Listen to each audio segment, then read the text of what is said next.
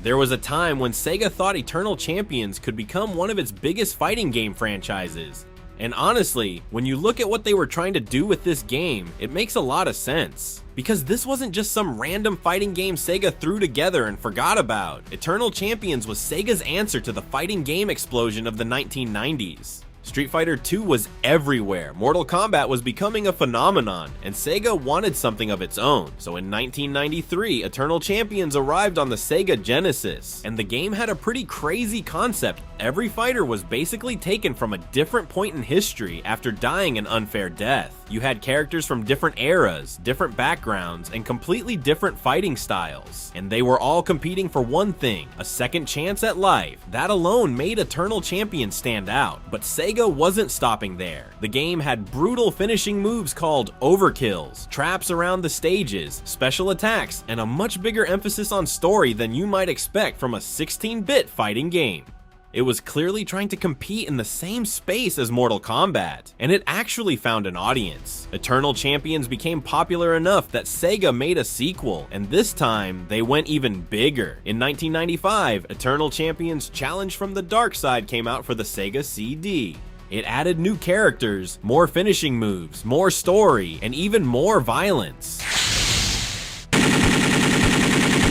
At this point, it looked like Sega had a legitimate fighting game franchise on its hands, so naturally, there was supposed to be a third game, and this is where everything falls apart. The next game was going to be called Eternal Champions, the final chapter, and Sega was actually advertising it for the Saturn. The game was planned to take the series in a completely new direction. According to series creator Michael Latham, the story would have involved the Eternals and a new group called the Infernals battling through time. And there was even going to be a third force called Chaos that would basically tear the timeline apart.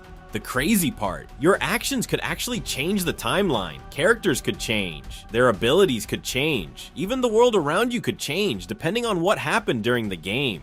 There were supposedly plans for around 30 different endings. This wasn't some tiny project sitting on a napkin. They had a serious vision for this game, and then Sega canceled it. But why? Here's where things get really interesting. It wasn't simply because Eternal Champions was a complete failure. According to Michael Latham, Sega of Japan believed Eternal Champions was getting too much attention in the United States and Europe, and was competing with another fighting game Sega wanted to push, Virtua Fighter, and Sega of Japan wanted the company to focus its fighting game efforts on Virtua Fighter instead.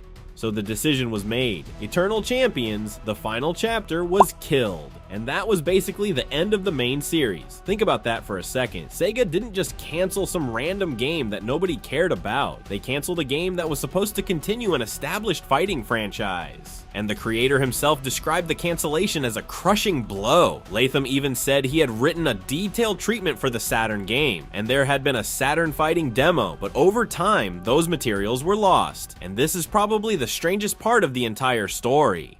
After Eternal Champions disappeared, Sega almost seemed to forget it ever existed. The series stopped getting major new releases, and for years, Eternal Champions became one of those games people remembered. Because Eternal Champions had something a lot of fighting games from that era didn't have. A world. It wasn't just, here are some fighters, now beat everybody. There was an actual story behind these characters. They were dead. They were fighting for another chance at life. And the canceled third game was apparently going to take that whole idea even further. The fighting game market became insanely competitive. Mortal Kombat was huge. Street Fighter was huge. Tekken was rising. Virtua Fighter was the franchise Sega ultimately decided to prioritize. And Eternal Champions got caught in the middle. The series had potential. It had a fan base. It had another game planned. But Sega made a decision about where it wanted its fighting game future to go. That's why decades later we're still asking the same question. What happened to Eternal Champions? Because this wasn't a franchise that simply disappeared because nobody cared. It was a franchise that Sega actually chose to leave behind. And somewhere along the way, the game that was supposed to become one of Sega's fighting game champions became a forgotten piece of Sega history.